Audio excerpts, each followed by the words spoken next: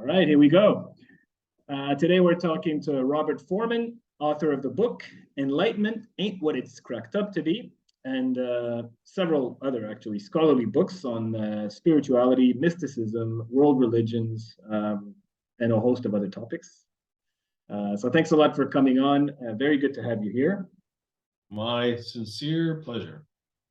We're going to talk about we're going to talk a lot about the first book, Enlightenment Ain't What It's Cracked Up to Be. We're going to cover the awakening experience that you talk about in the book, and there's also a new book coming out. Not sure if I have the title or. It's called. Oh geez, we'll have to edit that one out. No, if I remember, Christ consciousness, something about Christ consciousness. No. It's called. Hang on one second. It's called. We're not editing anything. People are going to see it all. It's called Sacred and Secular: How Believers Can Talk with the Unchurched About What Moves Their Heart. Okay, and that's due to come out sometime. Oh God! First, it's got to get a publisher. We always have our fingers crossed. Right. It's getting on to it's being done. It's got 19 chapters, and I'm finished not final, but pretty much final editing with chapter 11. So what is that? I'm probably a little more than halfway through. Okay, excellent. So we'll get to I just wanted to get a little background. So let's start it up. So I want to give sort of the viewers an understanding about how it all kind of started in terms of you seeking spirituality. And from the book, you don't actually talk too much about spirituality in the beginning. You talk about anxiety. You have anxiety issues that start early on at around 11. Can we talk a little bit about what was going on, the reasons for this anxiety, if you knew it then, what the reasons were? Can we get to that a little bit so we understand? Yeah, I did not know it then. I mean, I've been through psychotherapy for many years, and at this point, I think that I was just too afraid of disappointing parents, like not living up to what I was supposed to be. I think it was in there someplace, but I did not know that at the time. All I knew was that I was constantly anxious, and later on, I was diagnosed as global anxiety disorder, which is just describing exactly what I had. And that lasted until I was in my 30s. So it was one of the facts of my life. In fact, I didn't know people existed without anxiety when I was a kid and when I was 20 something. I just thought that was how everybody was. Okay. Yeah, you don't know. So yeah, I assumed everybody was that way. And in fact, I assumed that I would always be anxious until the day that for 5 minutes I was not anxious. And that was not until I was in my 30s someplace. It was that late. And before then, were you okay? First of all, this anxiety you touch upon a little bit. It's more related to classic issues. You talk about family, not disappointing your family, but you're not. It's not about deeper spiritual issues, right? At that point. Well, these things are all related. I'm not sure I can say that. What I determined in psychotherapy was it was related to family issues, but there's always this existential stuff that's sort of in the background that you don't really know about. The question of who am I, the question of being lost, the question of feeling so alone. It was all wrapped up in there somehow. So I couldn't say what you just said. Okay. Then, as you said, it tends to last. It lasted until your 30s. So high school and university, it's actually getting worse, as we read in the book. Then you have a moment, and in the book, there's you describe it. One Sunday, I was careening at some ungodly speed, when all of a sudden, everything else in my life seemed to drop away. All my anxieties, all my thoughts and feelings, even the loneliness just disappeared. For a few moments, it was just me, the steering wheel, the hood, and the road. That was probably my first moment of real peace, and at 87 miles an hour, no less. Right. First of all, it's always really weird to be quoted back to yourself, but I've never had the pleasure, but yes. Right. That was I was driving a car. I had an MGB sports car, and I just loved the thing. And I was having something called what do they call themselves? some sort of cross-country race. And motocross. It was called a motocross. And so I was driving on the back road outside Chicago someplace, just bombing down the way, and just every sudden just faded away. And it was just me and the steering wheel and the hood and the road. Everything else was gone. Everything else was gone. And that lasted, it's like we don't know how long these things last, but I would say it lasted half a minute, maybe 10 seconds to half a minute. Not a long time, but it was so different. Goodness, it was like all of that stuff that was always churning inside was just like floated away for whatever period of time it was. And so at the time I had no idea what to make of it. But in retrospect, when I started having mystical experiences, I thought, oh yeah, I've experienced this before. So that was the only way I recognized it as a spiritual experience. I just thought there was something weird that happened to me, which it was. Are you seeking at this point these experiences? No. So it just kind of. God, no. Just happened. Yeah. Okay, so it kind of came to you. You didn't go to it. It just happened. Oh no. No, I had no idea. A, I had no idea such a thing could happen. And B, I was not on a path yet. I mean, I was still anxious and I was trying to figure out how to get rid of anxiety, but I had no idea about a spiritual path. That came, that sense of it came later. Okay, so then you find out about transcendental meditation through a college roommate. Is that correct? Well, let's back up a couple notches. The anxiety had become very intense. I was very depressed, suicidal. And the only thing I could say that was kind of unusual about my depression was I always had the intention to figure out what was going on and to fix it. A lot of depressive, you just give up. But for some reason, I always had that determination to figure out what was going on. And so I took up psychotherapy, I took up Zen, I took up yoga. I did everything I could think of. I even studied philosophy, a true mistake. I studied philosophy thinking that would sort of cure it. And then probably made it worse. It actually did, yeah. And then after I graduated, I heard about TM before I graduated from college. That was the University of Chicago, by the way. And so I went to Boston because that was where the TM Center was. And that was stumbling into TM was really the moment that my life began to shift gears and sort of start to improve.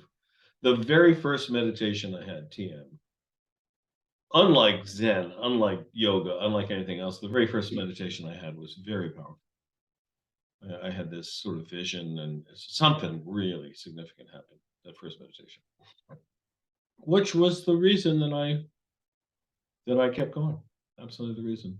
So what exactly is TM? Just in terms of just so it's clear. First of all, there's a specific meditation technique, and there's a founder, which I think you met.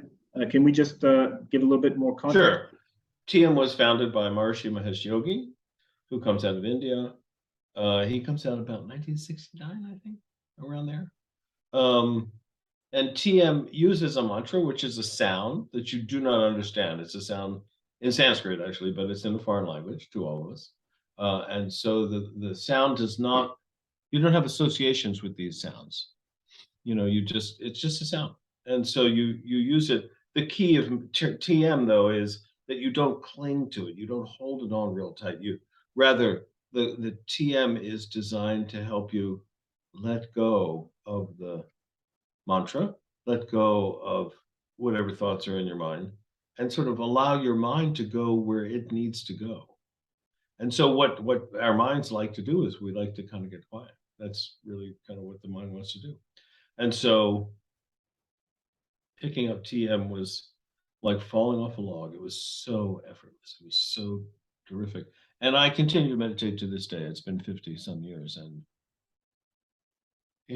it's really quite a gift to me. It's been quite a gift to me. So it worked well. It worked incredibly well the first time. And then you stick to it. You get involved in, can we call it a movement? You get involved. Oh, very, very much so. Yeah, it's very much a movement. A lot of people, my friends in Boston, all were TMers.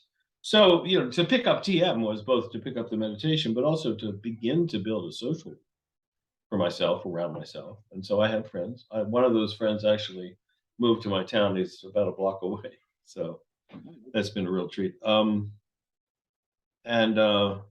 it was the beginning of discovering that I could live a different kind of life, really, than what I'd lived in my middle class home in Baltimore.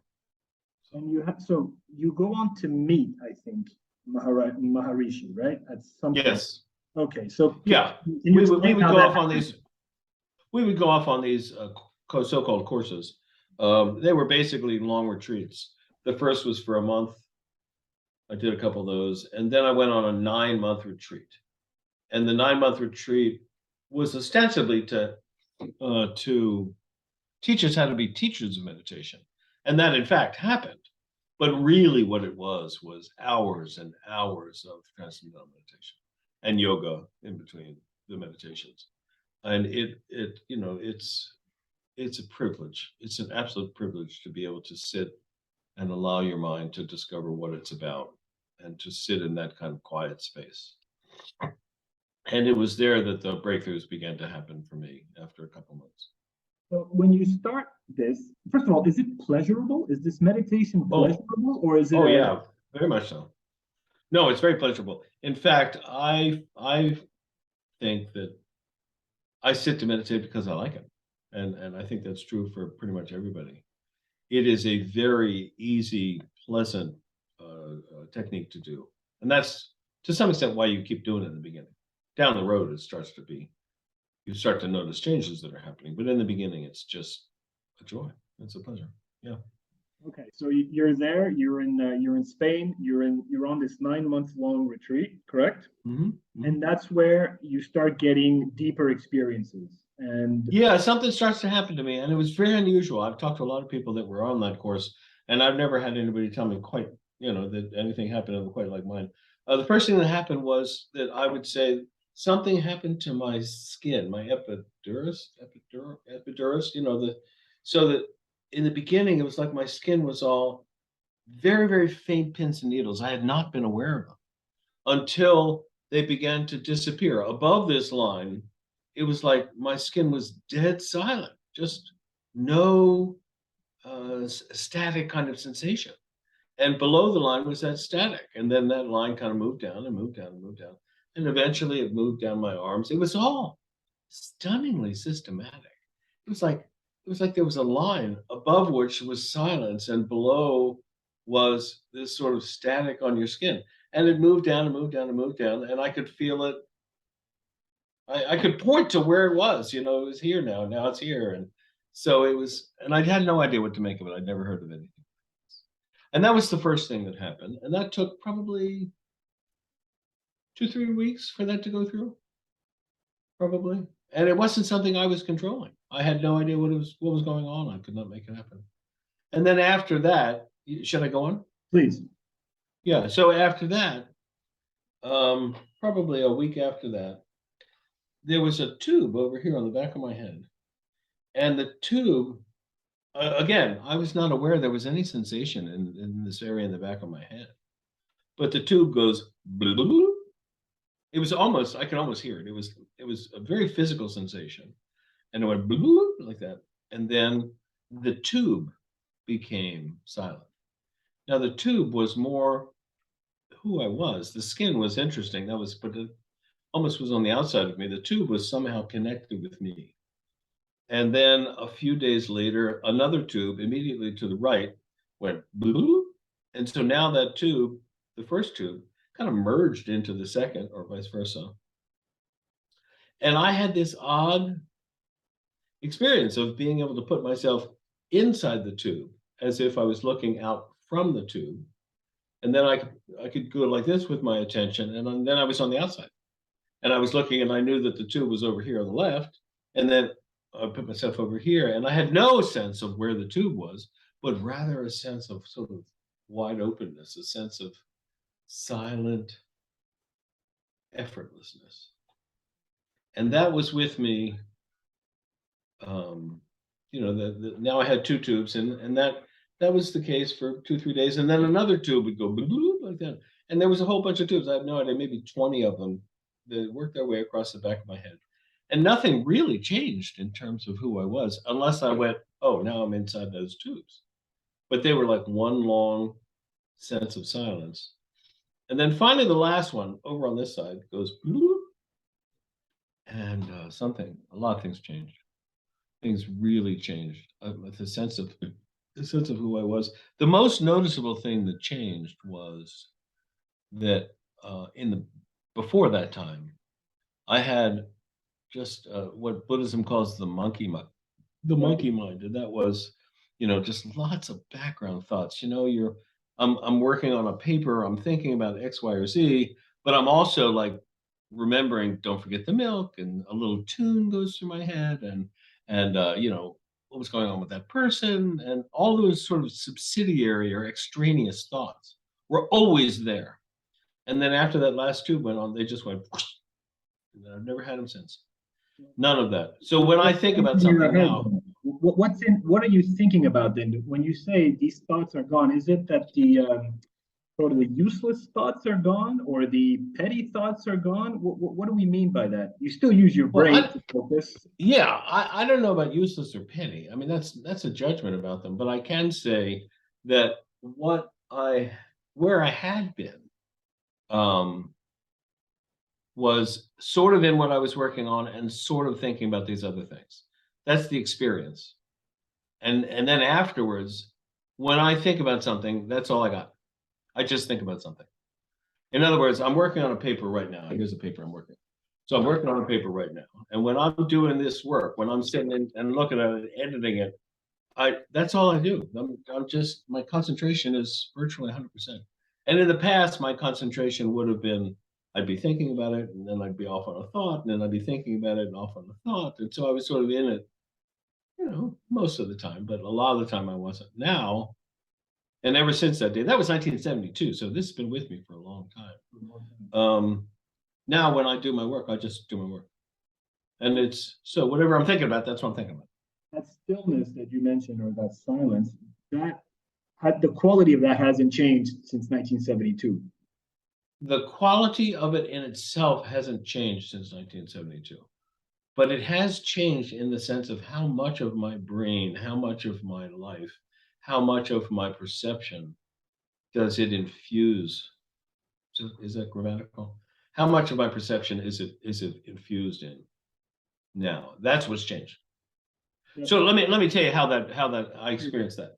In the beginning, it was back here, and I knew that this sensation or this quietness was back here. And after some years, probably 4 or 5 years, if I looked at my life or if I looked where I was, I could sense that that sensation was about here. In other words, behind this line was silent, and in front of this line was a little active. And then over another 5 years, it was like it had taken up pretty much all of my brain, I guess, or all of my skull. And then after another few years, I noticed that it was now outside of my skull and like an aura. And it had a very aura kind of quality. It was sort of here. And then after some more years, it was now here. And now, after 20 years or so, I realized that it was really spread out everywhere and ultimately infused the same sense of what I am now infused the objects I was looking at. That took about 20 years for that to happen. That's what they call unity. Okay. But this sensation was more like it was just kind of gradually just sort of growing out like that, very slowly, very organically, man. It was very natural. It was not something I was causing. It was not something I even knew what was going on. And it would only be when I would look back and I would say, well, where is it now? That I would say, oh, now it's up to here. Now it's up to here. Now it's here. And it's not, it's so slow and organic that you don't think to yourself, oh, it just expanded a little bit. It's rather that you look back at who you are now, and then you realize you're just bigger than you used to be. But the quality of the silence has not changed. What began to be me, the quality of silence that I came to recognize that was me, was unchanged over the years. That's not budged. And it's an odd thing to say that something inside of us doesn't move, doesn't change, but that's what it is. And So this silence has no identity, correct? It's a what I mean is it's separate from Robert Forman, the identity, the person, the self. But at some point in the book, you say that it's you say the old me is there as well. So you say there's this infinity, and there's also miraculously the old me is here as well. So both are there. You didn't lose Robert Forman, right? He's there somehow within the infinite or in that space. Does that make sense? yeah, that's pretty close. The way the experience came to me was one of the things that happened to me when this breakthrough happened was in the past, if somebody had said to me, well, who are you? Or, where are you? I would have sort of pointed here and I would have said, well, I'm here. I'm Robert. It's like over here. And afterwards, if somebody had said, who are you or where are you? I would have said, oh, I'm that. I'm the silence. So I knew myself to be silence now after this breakthrough. But I always also knew, and this is the interesting juxtaposition that you're trying to point to. I always knew I was Robert. I always that fact never changed in any way. I always knew I was Robert. I knew I came from here. I was interested in such and so. My eyes are green. Whatever it was, that always was with me. But now, when somebody said, "Well, what are you?" I would have been able to say, "I'm that. I'm this silence inside." So that the sense of who I was silence, but I want to say I also knew, or I had the sense that I was Robert. And those two were there rather in tension with one another. They're always there. Does this make any sense? This silence, you say it's infinite. You seem to be certain about this quality of it being somehow infinite. Is it an intelligence or wisdom, or is it just? I'm trying to understand what you're referring to. Is it just silence with a kind of silence that's watching? Because there's different ways to describe it, and I wonder if there's a way that we can get a little bit closer to what so someone who isn't enlightened can understand what that means. By the way, I just love talking to you. This is just I've been interviewed a zillion times. It's just wonderful to talk to you. Okay. In the beginning, there's clearly a sense of dualism. The silence was literally back here, and my seeing and whatnot were out there. And so it was clear that I was witnessing as if a catcher's mitt back here or a radar dish back here, and then what I was seeing. Those were quite distinct. Over time, as this thing spreads out and spreads out, you begin to realize that what's looking is also seeing. It's also the object it's looking at. When I look at that tree over there, it's about 20 feet. When I look at a tree, I know it's 20 feet away, but I also experience it as here.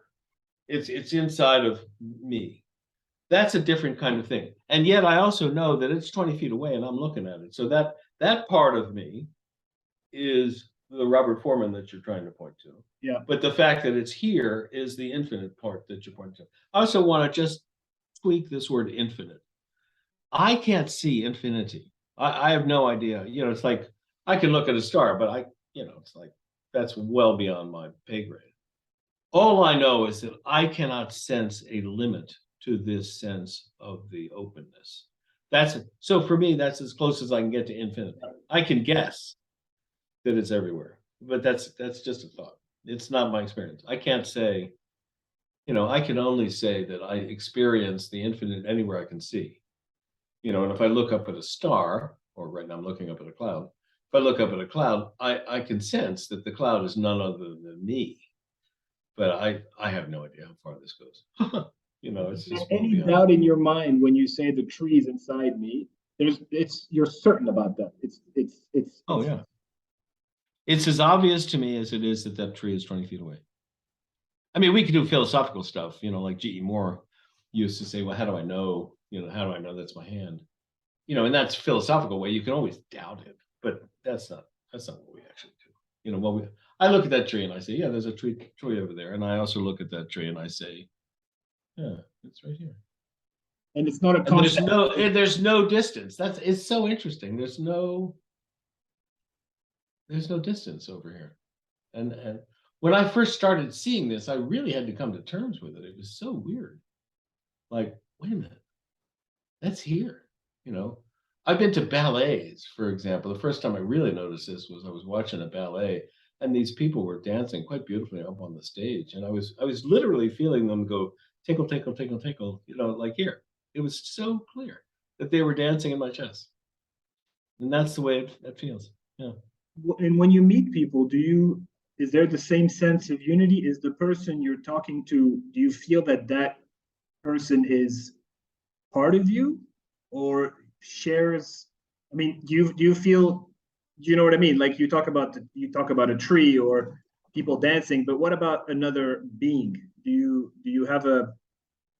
you sense something that others don't sense in terms of maybe you're the same person or the same thing or the same basic? Yeah, I want to say, and it's an excellent question. And again, I'm enjoying talking to you.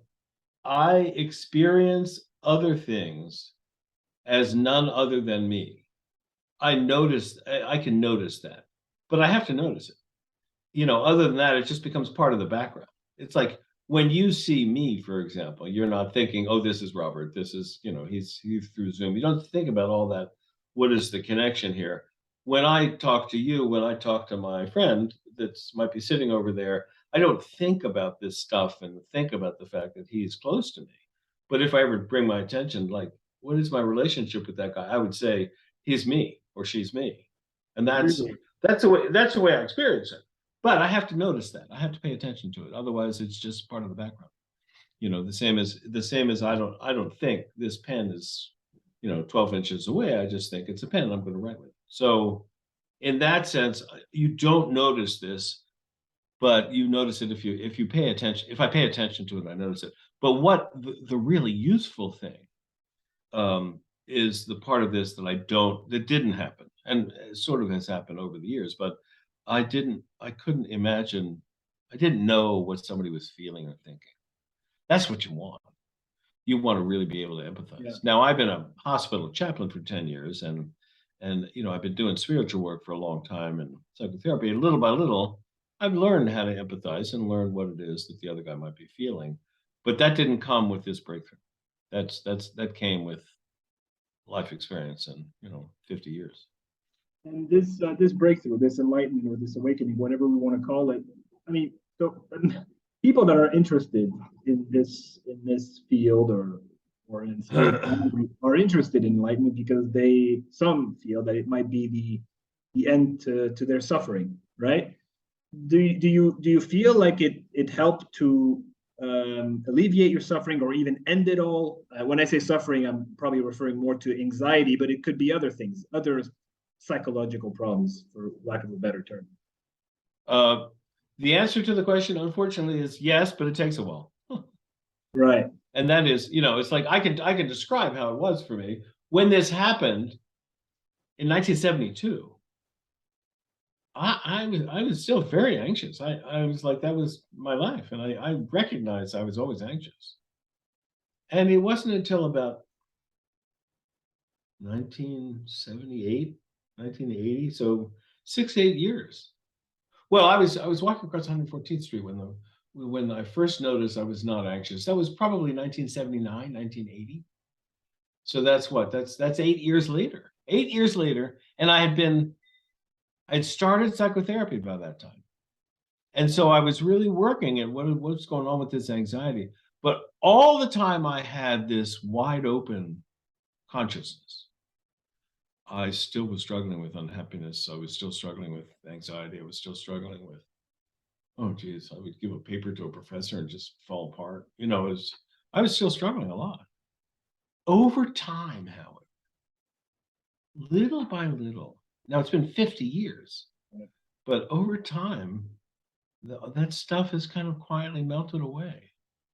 And now I not only don't feel anxious, but I actually have experiences of real joy sometimes. And that's an amazing accomplishment for a human being to go from constantly anxious to really feeling joy sometimes. And that's I attribute that progress to the fact that I've had this spiritual ground under me, sort of helping hold me up and helping me continue to discover. I'm a very ruminative guy. I have loved being in psychotherapy. I talk to people about, our psychological stuff and spiritual stuff a lot. So I've been working at this. And yet, had I not had this kind of steady ground, I often think of it like um, it's called a shruti note in India. It's like a drone. In music, you get this kind of drone, and that sense of drone, that sense of sort of undergirding support, has made it possible for me to keep going and be less and less preoccupied by my issues and more able to experience joy. So yes, it does have the kind of effect we all hope for. No, it doesn't come with the breakthrough. And so putting joy aside, joy is extremely important. What about this idea that when you're in that state, or when you reach that state, you will acquire a kind of tranquility, inner peace? Is that do you concur? Do you feel that regularly because you have no anxiety and potentially you don't have a lot of these thoughts? So you talked about the monkey mind. I would imagine that if we remove anxiety and we get rid of most of the monkey mind, then we do feel a certain tranquility, because you have these thoughts assailing you, you have anxiety in your body, and when you remove that, somehow you must have. Okay, the answer to that is yes and no, unfortunately. What happened to me was that when this thing, went silent, the silence itself is absolutely tranquil. There is no fear, no movement, no judgment. It's just present, and you are present in it. And that's your own consciousness. So my own consciousness was tranquil like that. So imagine a ball of tranquility, and around that ball was all the shit that I still was carrying with me from whenever I got it.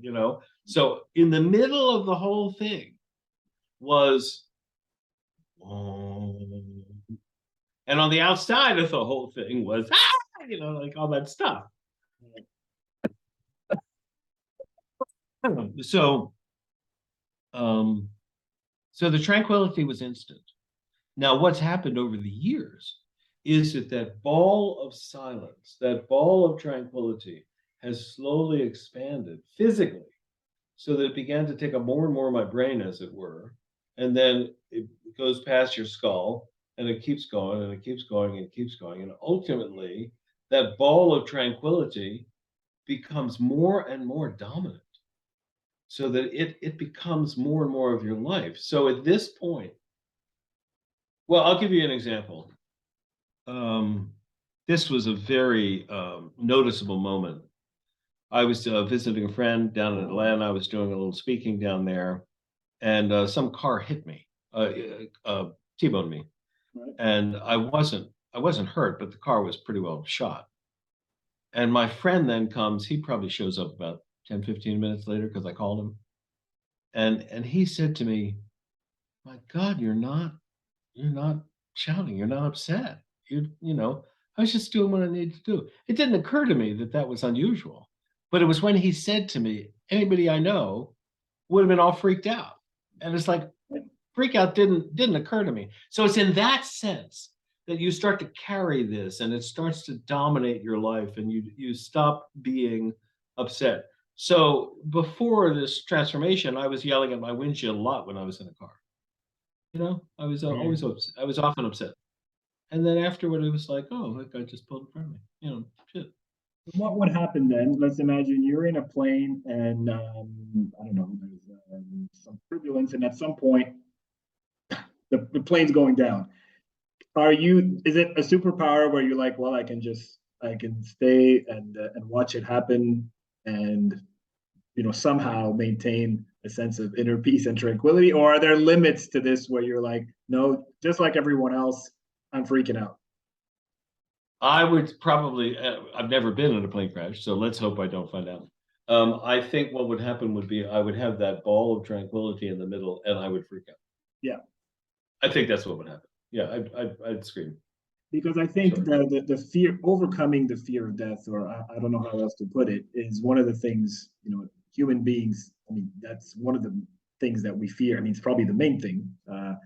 And I wonder if achieving this state helps us to deal, maybe not with a plane crash, let's say, but let's say just the idea of death and potentially the the someone who receives, for example, let's forget about the plane crash. Let's say if someone if you were to receive bad news in terms of your health, would you be able to handle that? Say, I would imagine the answer would be yes, to handle that better than your former self. I mean, before, Yeah, pre.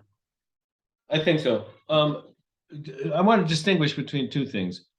One is where the limbic system is active. Like if you're about ready to be eaten by a lion, that's all limbic system. That's all, like what do they call it? The alligator mind or the monkey, the sort of the mind that just, yeah, that mind. And you would, I'd be afraid. And it would be that limbic system. If I had cancer and I was really dealing with this and I knew that I would have time to kind of get myself in gear, I honestly don't think I'd be afraid. I honestly don't. But I've never been there, so I'm just guessing here. But I think that's what happened. But also understand I'm a hospital chaplain, so I see death every day. So over time I've become less and less scared of it, but I think some of it is this stuff that I carry, probably. Um, that's my guess. And it's interesting because you it's not always clear in the book whether it's not clear even to you if you've reached the state. And I think at some point you meet with Ramdas, right? And you ask him if indeed you're enlightened, Enlightened. for lack of a better Yeah. term. And can you Yeah. explain that? Can you talk about that a little bit? Sure. Well, when this first happened, it's like this was not at all what I was expecting from enlightenment.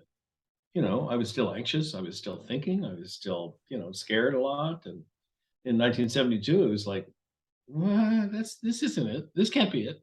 Yeah. And then I went to graduate school. In 1978, I go to graduate school, and part of my graduate school life was to read tons of accounts of spiritual transformations. And they started describing things, and I kept going, well, wait a minute, that's like Shankara says, it's like you're a passenger in a, what's he call it, a carriage. The carriage bounces up and down, but you're just sitting unchanged. And that sense of being unchanged in the middle of change, I went, oh, that sounds like what I've got. And then I read the Upanishads, and the Upanishads say two birds, and one of them just watches, and the other one's active. And then you read Buddhism, and Buddhism says, there's a place of silence in you at the same time that there's a place of talking. And I kept reading these accounts, and little by little, I go, wait a minute, they're describing this thing, you know? And that was when I first started to think, maybe this is what they were talking about. It's not what we learned as spiritual types. It's not the perfect personality. It's not that you become, omniscient. It's not that everything is like easy and, you can't float up. It's not all the stuff that we'd heard about. But it was very steady and very consistent. And when I started to see that it was matching what the traditional accounts had, I began to think, there's something wrong with what I had learned about enlightenment, and I think this is enlightenment. And I began to sort of rethink what I think enlightenment actually means. And at this point, I'm quite convinced. And then I met Ram Dass, and I started describing what was going on for me, and that would have been 1997 or eight. So this is quite some time after this all started, and he said, "Yeah, this is that." And that was it. Wasn't like a spiritual woohoo. but it was a very powerful moment for me. It was like, finally, I could stop asking the damn question. That's what happened to me with Ram Dass. And And, I'm very grateful to him. and during this time, you're still meditating, right? Every day. Every Say day again, you're please. meditating. You're meditating during this whole time, right? Yeah, I knew you were going to ask me that, and yes, I do. I meditate twice a day. I don't know why. I really don't understand why, but I continue to do it, and I like it. That's probably why. It's a great way to wake up, and in the late afternoon, it's a great way to really kind of recover energy. And I continue to think I'm spiritually developing in subtle ways. So I'm happy to do it. It's also very pleasant to do, as I told you before. So I think it's that's not one like of I'm. the, I think that's one of the things a lot of people struggle with, especially in the West, right? So it's sitting down for 20, 30 minutes, even if whether it's TM or Vipassana or other types of meditation. I think it's very, very hard for most people, right? Yeah. Especially to sustain it is very difficult. Mm. And I think what's happening now is potentially some of the people that are impatient or want this state are turning to other things like psychedelics. And I see that there's a lot of forums dedicated to psychedelics on the internet, and they're kind of spiritual forms at the same time. But it's never permanent. Whatever is happening with those, with Yeah. these substances doesn't appear permanent. Yeah. But I think it's because people expect, first of all, immediate results, and as you say, it was 14 hours of meditation every day for months, or 10 hours. Probably not 14. Probably not 14, but someplace between 6 and 12. Yeah. So Every day. it took quite a, not effort. I don't know if we call it effort, but a lot of it took time, and it took free time to get to this point. Yeah. So what I wonder is, I mean, do you think that it's a question of being an Olympian in meditation, or in your case, do you feel like this is something that kind of came to you, even though you meditated? I mean, it seemed like you had an experience before you even got into this similar experience. Um, you know, it does it feel like somehow it's a question of almost of it happening to you rather than you going to it, or maybe that doesn't make sense. Just trying No, to. it makes sense. And the way I tend to think about it is, I have a kind of knack. Some people have this sort of spiritual knack, if you will. Michael Jordan had a real knack, but he had to also train to become a basketball player. And somebody had to show him, here's how to play basketball, here's the loop, here's the hoop. And somebody showed me how to do this, but my knack seemed to play a role in this. I have a talent, if you will. And I think I think it has to do with a kind of an active imagination. My imagination is quite active. It may have something to do with that. It might have something to do with, I don't know, how much lima beans I've eaten today. I have no idea what causes this. But it's happening. But I think, when it started up, I can say that the progress I made was quite unusual. And I've met other people with unusual progress, and it comes out in different ways. But I think some people have a kind of a natural ability in this, same as in basketball. And is it for you? This is all happening in the brain, correct? Oh God, I don't know. Now Because you're asking for physiological stuff, and it's like that's not my world. But go ahead. well, the reason I ask is, you kind of have a secular approach to this, right? Yes. There's a very nice quote from your book where you say, the Enlightenment was an answer to a problem that traditional Hindus and Buddhists had. And you talk about how they had a certain view of the world, and they were trying to get out of this wheel of reincarnation. That was their view. But then you say, well, that wasn't my question. To me, rebirth is an interesting possibility. But on what happens after you die, for me, the jury is still out. Maybe we get reborn, maybe we go to heaven or hell. Very interesting. Did I write all that? I wrote all that. That's very Yes. good. Yeah. So I think that's interesting, right? It's secular. It's not Buddhist. It's not Hindu. It's not some kind of Christian contemplation. It's not the Kabbalah. It's not Sufism. It's sort of, well, this is a state that I've achieved, but I didn't. There's no ideology, if I can say that. There's no ideology that comes with it.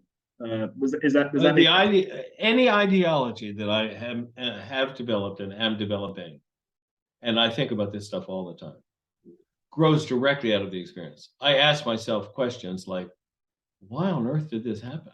Or I ask myself questions like, what exactly am I experiencing? But I'm a very no bullshit kind of guy. Another name for that book could have very well been No Bullshit Enlightenment, because it's like I'm not convinced that this is the be all and end all of the world, but I am convinced it means something.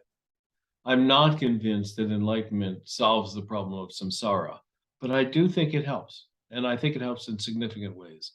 I think that when I read texts about God, or when I read a Christian text about being in the flow, when I read a Christian text about God, I tend to associate it with the kind of thing that happened to me. So that I think it does connect with these sort of deeper theological questions, but that's not the way I tend to think about it. And I'm more than willing to be the guy that says, okay, if we get rid of all the bullshit, what do we really have here? I'm more than happy to be that guy. Yeah. And in fact, I think I am that guy, because it's like, one of my friends calls me gross Bob. In other words, just I'm not going to deal with any of the subtle stuff. I'm not going to deal with any of the woohoo kind of stuff. But I'm going to say, what really, what do we got here? And I think that's what I've tried to do in my life.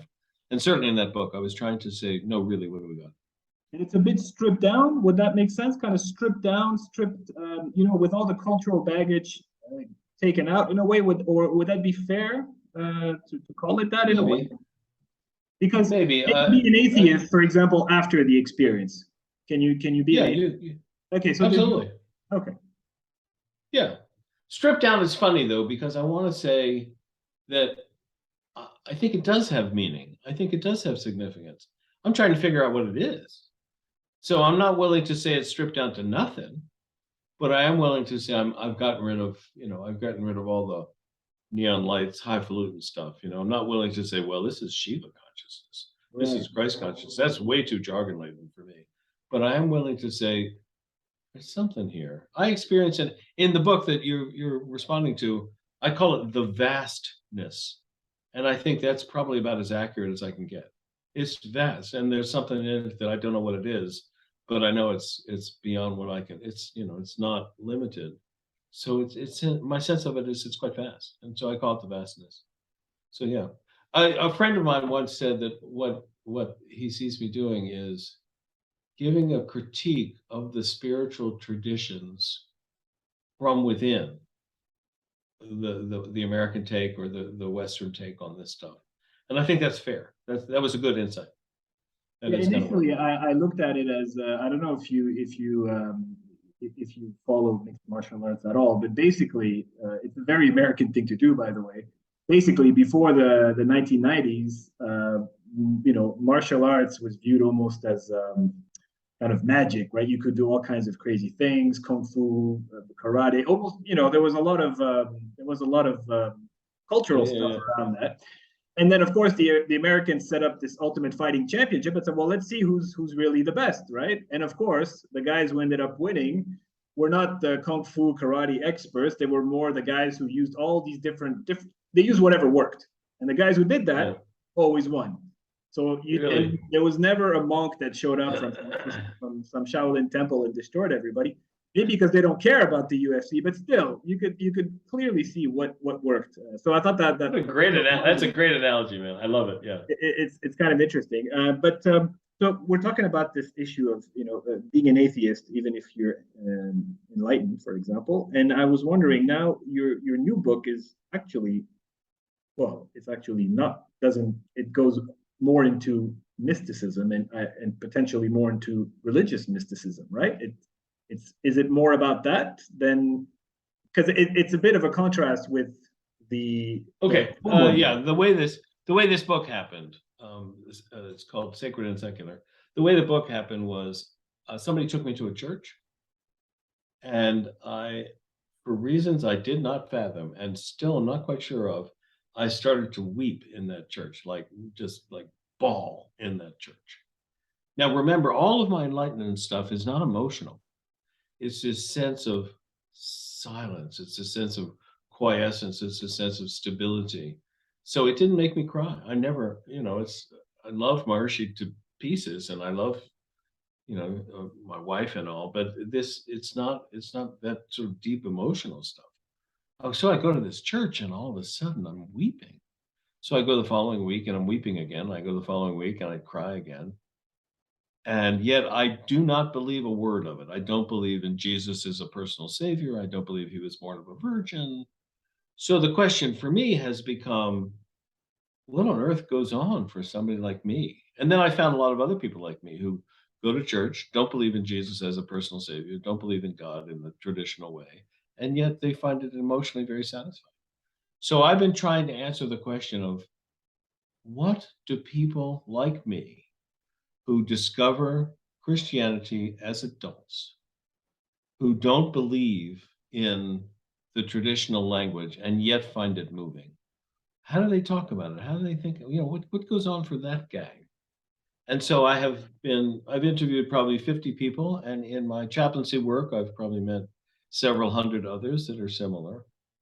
And I have been trying to figure out how on earth those people think about things. And then from there, I go, well, heck, if these are like secular type people that discover Christianity, there's a language that they've developed that the Christians can use to talk to secular people. So the book is in general, the book is trying to say, here's what happens to people without, again, without the bullshit. Here's what happens to people without all the sort of highfalutin theology. How can we talk about it? How can we think about it? And I think I've made some decent progress in thinking about what goes on in Christianity without, without the Nicene Creed being meaningful. I can't say the Nicene Creed, and yet I go every Sunday. So it's like, how is that possible? Now, So this is that's can I ask you, this is a progressive type church, liberal church, or a traditional oh, it's church? quite liberal. My church is quite liberal, though 2 weeks ago I went down to an evangelical church, and I was very uncomfortable with the way they talk about languaging stuff. But I had the privilege of interviewing 6 people down there when I was down there, and I kept sort of saying, what's that like? And what's that like? And what's that like? And ultimately I kept hearing the same kind of thing that I was going through myself. Somebody said, I had an experience of God. I said, how do you know this experience of God? Oh, because it was so peaceful. I just felt so present. And I go, ding, so I'm hearing the same thing. So I think it may be. Sorry to interrupt you. No visions, right? They have an experience, but they don't have visions. They don't see. Nobody that I met. Nobody that I met. It's interesting. I asked these people, are you, is Jesus like a guy that's over there? Oh, no. It's much more sort of quiet than that. So it's, I'm getting increasingly convinced that there's some experiential lingua franca, experiential sort of common ground that people, when they talk about religion, are often having. But there's a lot between where I am and where I can say that. So, but I think that's what's happening. Anyway, that's what this next book is about. Okay, so you're interviewing mostly Christians, right? As I understand it, you're not interviewing people of other faiths or atheists who had experiences, right? This is I've talked to quite a number of people I would call atheists, but mostly I'm talking to people that go to churches, and I'm saying what happens to you in church. But yeah, very few atheists. But some of those people are what you would probably call atheists. But go ahead. Okay. And do you have any? Is it possible that what's happening is because of sort of the having everyone focused on something at the same time? But I mean, what I mean is, do you think you could have this experience by reading about Jesus or by reading the Bible, or is this really sort of a congregation experience? You're with other people. There's a great question. I do know that my meditation experience happened to me there were a lot of people around, but I was in a solitary hotel room when these things happened. You could say the fact that there were other people around probably helped, and I would say it probably helps. But it wasn't an experience of a group. What happens in a church is more an experience of a group. Can you have an experience in which you feel close to God? Yeah. The woman that told me, actually, the woman that told me that she had an experience of God, had been alone when that thing happened. She was not in a church. Um, but what I'm seeing, I think group worship helps. It's not required, but I think it helps It would be because interesting it's to see what would happen if you were to be in that church alone, for example. If you would sit there and just kind of stay there for an hour. yeah. Well, this is me. I'm a weird guy, so no doubt I would sit there and some weird, something would happen in a funny way. But um, yeah, I think being in a group seems to help people. Yeah. Have you ever heard, by the way, this is just, have you ever heard about the theory that Jesus may have been enlightened? I mean, it's just a theory, but have you heard of this by any chance? Sure. And you're about to ask me what do I think of it? Yes. I think it's obvious, frankly. It's just obvious. If you understand what enlightenment is, if you don't think about enlightenment as your hair is on fire and everything is perfect and da da da, but if you think about enlightenment as holding the infinite within your own consciousness and having a sense of the infinite that goes with you everywhere you go, and having a sense of being wide open to other people and the trees and the world around you. That's what Jesus was all about when you read this, when you read who he was. I'm a fan of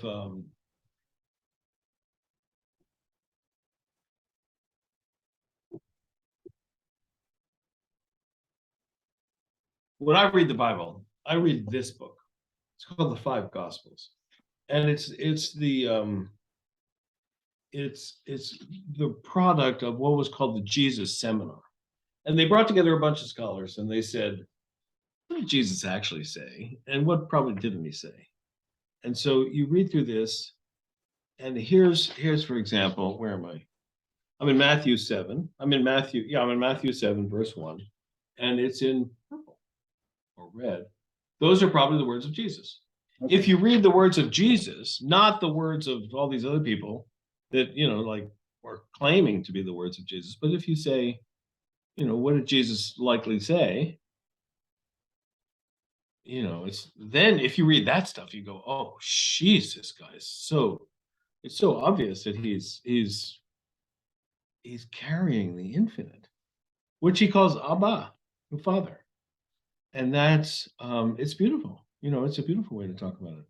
Now, I don't tend to talk about the infinite as Father, but I could. It makes all the sense in the world. Or that the extent, the expanse that that I experience around me. Could I call that Father if I was living in ancient Hebrew, in ancient Israel? Sure. It makes all the sense in the world. So if you look carefully about what Jesus said, and then you say, is this guy enlightened? Not just anything. John, for example, there's almost nothing Jesus actually said in John. So you say, okay, let's not look at John. Let's look at the synoptics. Yeah, I think it's obvious. It's absolutely obvious. Sure. Yeah, because I think that there's an interesting sort of what you see in most of the world's religions. You see that they have a mystical tradition, and usually you see the same things being repeated by those mystics, whether they're Sufis or Christian mystics. They talk about the same experience. So that's actually that's also interesting, and they're potentially a lot of the great religious figures may have had those types of experiences. So I think that's yeah. By the way, you're just pointing to something called perennial philosophy, which says that if you look at the esoteric side of religion, they're pretty much the same. I prefer to think of it as a perennial psychology. I think there are certain consistent experiences that human beings have when they sit, when they practice meditation or contemplation or pray a lot. I think that the experiences people have can be quite consistent. but the philosophies aren't all the same. I think that's misleading. But anyway, coming back to what you're saying, yeah, it's in all the different traditions. Perfect. So I think we'll have to end it here. It's Yeah. I really appreciate you telling well, first of all, your story. We'll put Yeah. all the information about your book in the description, and so people can go out and get it. And then there's that new book coming out at some point. And hopefully someday will come out. Yeah. Exactly. And so yeah, I'll be also looking forward to reading that. And, really appreciate. Well, let me say this. I have been interviewed probably 100, 150 times over the years. I have never had an interviewer that understands what I'm about and is asking such really rich, pointed questions so well. And I feel like we've engaged in a real honest to goodness conversation here. This hasn't been just an interview, but a real a mutual exploration. And I'm deeply appreciative of what you're doing here and what, all that you are bringing to this. So thank you ever so much. Thank you, Robert. That's really appreciated. Take care of yourself. Yeah. All right, you too. Ciao.